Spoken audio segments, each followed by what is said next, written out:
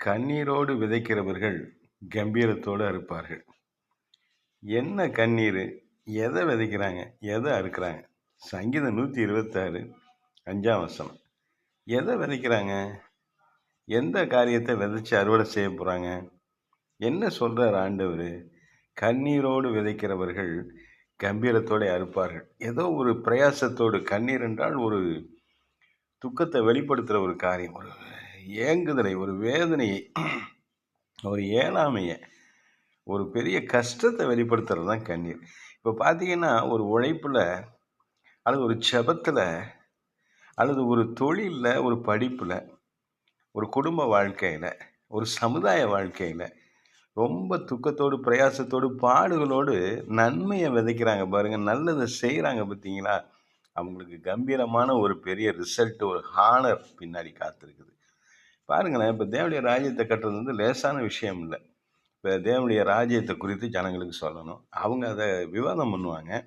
எடுத்தோனே அவங்க இயேசு ரட்சகர்ன்னு ஏற்றுக்கொள்ள மாட்டாங்க.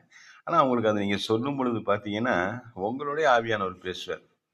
எனக்கெல்லாம் நெறைய ஆவியானவர் பேசியிருக்கிறார். சில பேர் எங்க ஜனங்க கேட்பாங்க, "என்ட்ட கர்த்தர் பேசணும் பாஸ்டர். நீங்க வந்து என்ன செய்றது அதுக்கு?" அப்படிம்பாங்க.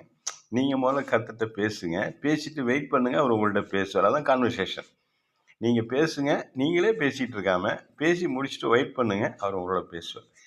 எந்த காரியம் உங்களுக்கு கற்றுக்கொள்ள வேண்டுமோ, அந்த காரியத்தெல்லாம் கர்த்தர் உங்களுக்கு கற்றுக் குடுப்பார். பாருங்க, ஒரு ஒரு துக்கத்தோட, ஒரு பிரயாசத்தோட, ஒரு கஷ்டத்தோட ஒரு சமுதாய பணிய செய்றோம். ஒரு குடும்ப வாழ்க்கைய நடத்துறோம்.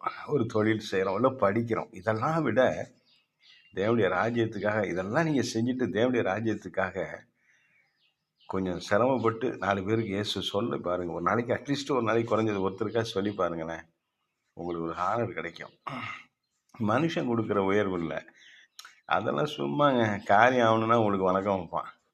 உங்கள துதிச்சு பேசுவான், கூல் பண்ணுவான். கர்த்தருடைய கணக்கு வேற. நீங்க தேவனுடைய ராஜ்யத்துக்காக யாருக்காவது இயேசுவ பத்தி நல்லா சொல்ல ஆரம்பிங்க. அவர் உங்களோட பேசுவாரு. அவங்கள்ட்ட பேசும்பொழுதே உங்களோட கர்த்தர் நெறைய காரியங்கள கற்றுக் குடுப்பாரு, பலப்படுத்துவாரு. உங்களுக்கு இருக்கிற அந்த சில கஷ்டங்கள்லாம் தானா விலகும். இயேசுவ சொல்லி பாருங்க. அவருடைய வசனத்த விதைச்சு பாருங்க சமுதாயத்துல. உங்களுக்கு பெரிய ஆசீர்வாதம் இருக்குங்க.